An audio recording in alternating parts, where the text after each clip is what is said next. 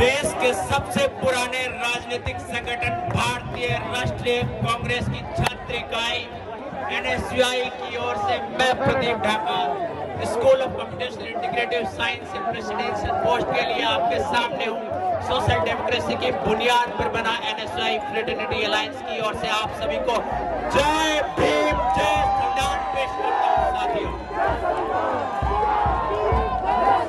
साथियों, ये चुनाव ऐसे दौर में हो रहा है जब देश का चुनाव आयोग सत्ता की कठपुतली बन चुका है।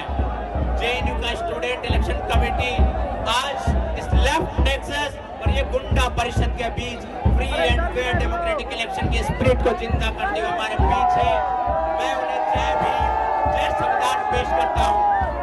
साथियों, ये हाथ छात्र हितों के लिए उठने वाले हाथ हैं। साथियों,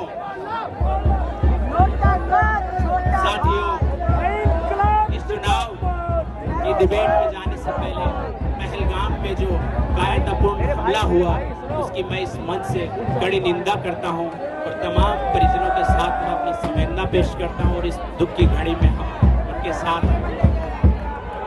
साथियों, कांधों पर संगीन कुदाले, होठों पर बेबाक तराने, दहकानों के दल निकले हैं अपनी बिगड़ी आप बनाने, अपनी बिगड़ी आप बनाने।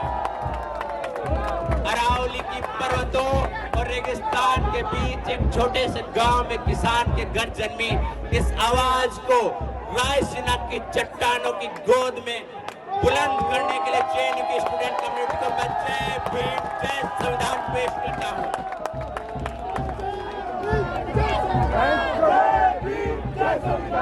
साथियों, दुनिया भर में ट्रंप और एलोन मस्क, वहीं दूसरी ओर मोदी और अडानी दोनों मौसेरे भाइयों के साथ इनके एक ठोस फांसीवाद और साम्राज्यवाद की विचारधारा को लेकर अपने पैर पसार रही है और तमाम दुनिया भर के वंचित मजदूरों के हक की मारी हो रही है। मैं इन पूंजीवादी साम्राज्यवादी तानाशाही ताकतों के खिलाफ अपना रेजिस्टेंस शो करता हूं। साथियों, इनका मोदी जी का मौसेरा भाई ट्रंप इल्लीगल इमिग्रेंट्स को हाथों में जंजीरें बांधकर इस देश में वापस भेजा और इस देश के नीच हुक्मरान ने क्या किया साथियों, ने पंजाब की सरजमीन पे उतारा जो किसान आंदोलन की जमीन, उसका हौसला इस देश के सामने तोड़ने के लिए, उसे बदनाम करने के लिए उसे पंजाब की सरजमीन पे उतारा। मैं इस मंच से इस नीच हुक्मरान को कंडेम करता हूँ। मैं पंजाब के किसानों के हौसले को जिंदाबाद कहता हूँ। साथियों, एक बात मैं बताना चाहता हूँ, जो पलायन करके मजदूर गए, जिन्हें बंधक बनाकर लौटाया गया, अधिकांश मजदूर गुजरात राज्य के रहने वाले थे। ये गुजरात मॉडल का इस हुक्मरान का खोखलापन प्रदर्शित करता है। साथियों, मैं अपनी सॉलिडेरिटी पेश करता हूँ दुनिया भर में फिलिस्तीन, सूडान, यमन, तमाम जगहों पर साम्राज्यवादी ताकतों के खिलाफ संघर्ष करने वाले लोगों के साथ। साथियों, रोहिंग्या मुसलमान अपना घर और देश छोड़ चुके हैं, मैं उनके साथ अपनी सॉलिडेरिटी पेश करता हूं। जो उइगर मुसलमान चीन के अंदर अपनी पहचान के लिए संघर्ष कर रहे हैं, मैं उनके साथ अपनी आवाज बुलंद करता हूं। वो उइगर मुसलमान लेफ्ट की पार्टियों के पोलिट ब्यूरो के आका जहां से अपनी शिक्षा लेते हैं, उस चीन में वो मुसलमान अपनी पहचान के लिए संघर्ष करते हैं और यहाँ टोकनिज्म की राजनीति की जाती है। साथियों, अपीजमेंट की पॉलिटिक्स की जाती है। मैं इस मंच से चीन की कम्युनिस्ट पार्टियों से लेकर यहाँ के टोकनिज्म की कम्युनिस्ट पार्टियों तक को कंडेम करता हूँ।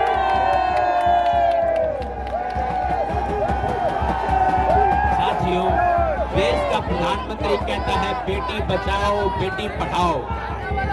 मणिपुर में हमारी माँ बहनों को नंगी करके घुमाया गया है। साथियों, BHU की महिला का बलात्कार के आरोपी यही भाजपा के IT सेल के लंबट आरोपी थे।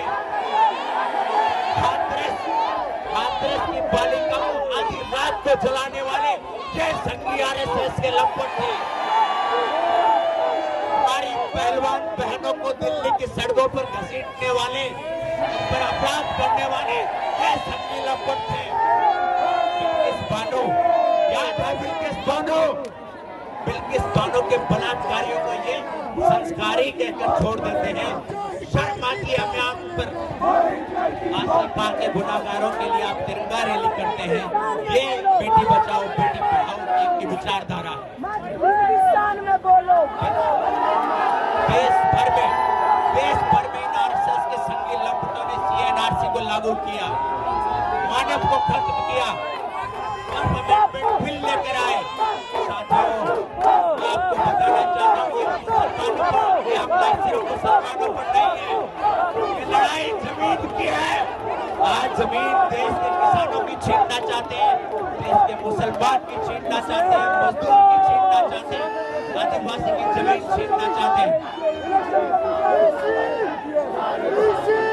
Audience, please settle down. Let the speaker speak.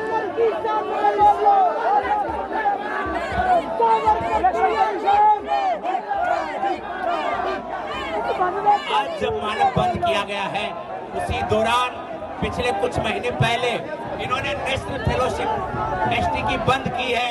ये इनका आदिवासियों का न्याय है। बस्तर से लेकर भीलवाड़ा, डूंगरपुर, बांसवाड़ा तक आदिवासियों की जमीन पर कब्जा करना चाहते हैं। आज देश में जितना पानी लीक नहीं होता, उससे ज्यादा हिंदुस्तान में पेपर लीक होता, खास करके बिहार में पेपर लीक करने वाले यही भाजपा और इसके गठबंधन का गठजोड़ है। आज बीपीएससी का पेपर लीक हुआ, उन पर ये वाटर कैनन चलाते हैं। पेपर लीक कर करके इन्होंने बिहार में पलायन और बेरोजगारी की स्थिति बद से बदतर कर दी है। बड़ी बड़ी मशीनें और इंडस्ट्रियलाइजेशन की बातें करने वाले दिल्ली के ही अंदर मैनुअल स्कैवेंजिंग हो रही है। शर्म आती है हमें देश के प्रधानमंत्री पर, जो आज तक मैनुअल स्कैवेंजिंग को नहीं रोक पाए। भाई तो 50-100 ही वोट आएगा।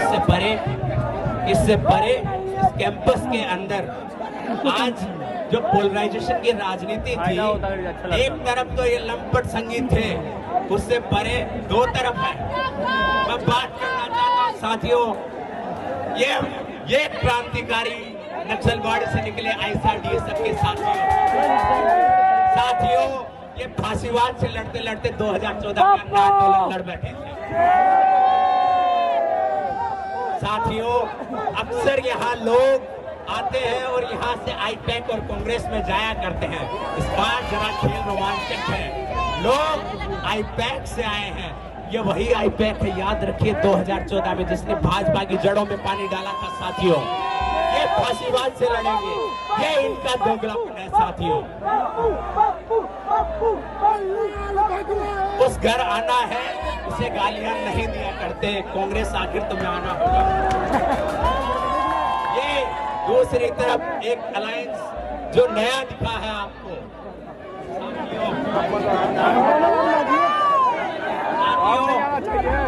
ऐसे भाई के मेरे साथियों, ये वही संविधान है जिसके लिए हम सड़कों पर संघर्ष करते हैं। ये वही संविधान है जिसको पॉलिट ब्यूरो ने बुर्जुआ डॉक्यूमेंट कह दिया था। ये वही संविधान है जिससे हम लोग प्रेरणा लेते हैं। कांग्रेस और डॉक्टर अम्बेडकर ने इसको सींच कर बनाया है।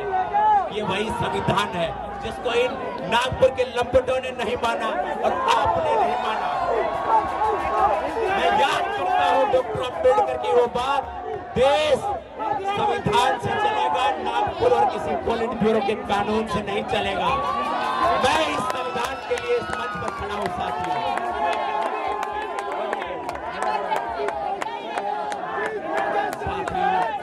जो आजादी और संविधान की लड़ाई नहीं लड़ पाए, उससे हम ज्यादा कुछ उम्मीद नहीं करते हैं। इससे परे साथियों, कैंपस का हाल आपको कुछ मालूम है? सबका लेड, लेफ्ट लेड जेएनयूसी इस कैंपस में रह चुका है। स्कूल ऑफ इंजीनियरिंग में एनओसी नहीं मिलती है। स्कूल ऑफ इंजीनियरिंग में डीन नहीं है 8 साल से, प्रोविजनल डिग्री नहीं मिलती है, लोगों की नौकरी छूट जाती है। स्कूल ऑफ इंजीनियरिंग की बिल्डिंग नहीं है, रीडिंग रूम नहीं है, एक जगह क्लास नहीं है, फीस लगातार बढ़ रही है। डॉर्मेट्री में फीस देने के बाद भी लोग सड़ रहे हैं। मैनेजमेंट की बिल्डिंग नहीं, हॉस्टल फीस अलग से लगती है, फैकल्टी नहीं मिलती है। संस्कृत के स्कूल को तो आपने कभी माना ही नहीं। साथियों, डिजास्टर रिसर्च की हालत उसके नाम से बदतर बन चुकी है। साइंस गुमनामी और बदहाली में जी रहा है। AIRF, CIF, एनिमल हाउस बदहाल है। साइंस के स्कूलों में स्पेस ऑक्यूपाइड है। ऑडिटिंग तक आप 8 साल से इंस्ट्रूमेंटेशन की नहीं करवा कर खाली तक नहीं करवा पाए। फंडिंग नहीं है। स्कूल ऑफ एनवायरमेंटल साइंस में कॉर्पस फंड आप 8 साल से टाइम पे दिला नहीं पाए। कंप्यूटेशनल सेंटर में कंप्यूटेशनल फैसिलिटीज नहीं है। हम साइंस के स्टूडेंट पेपर पब्लिकेशन के लिए फंड की जरूरत होती है, वो नहीं है। और तो और एक पेपर को जब डाउनलोड करना पड़ता है उसके लिए हमारे पास सब्सक्रिप्शन तक नहीं है। ये JNU को इस हालत में राइट और लेफ्ट के नेक्सस ने लाकर खड़ा कर दिया है। इसके खिलाफ आवाज उठाने की जरूरत है साथियों। लेबर स्टडीज कोरियन जैसे सेंटर में आज तक JRF नहीं मिल पाई है, आपको याद रखिए ये बात। साथियों, SL में NEP को अगर कोई रोक सकता है तो वो हम हैं। हमारी काउंसिल ने कर दिखाया था साथियों। 2500 के SL वाले स्कूल में आज तक ऑडिटोरियम नहीं दे पाए। क्लासरूम की कमियां आज भी है। लैंग्वेज लैब होना ना होना एक समान है। कोर्स स्ट्रक्चर SL का पूरा सड़ चुका है, जिस पर कोई बात नहीं करता साथियों। हेल्थ सेंटर की अगर मैं बात करूं तो साइकोलॉजिस्ट नहीं, एंटी रेबीज इंजेक्शन नहीं, एंटी वीमन नहीं, 24/7 खुलता नहीं।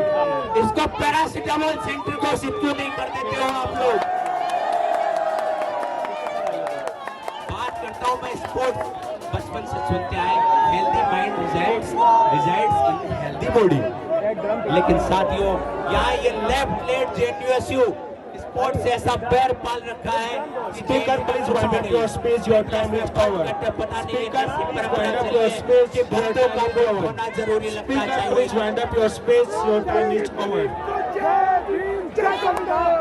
Speaker, please wind up your speech. Your time is over.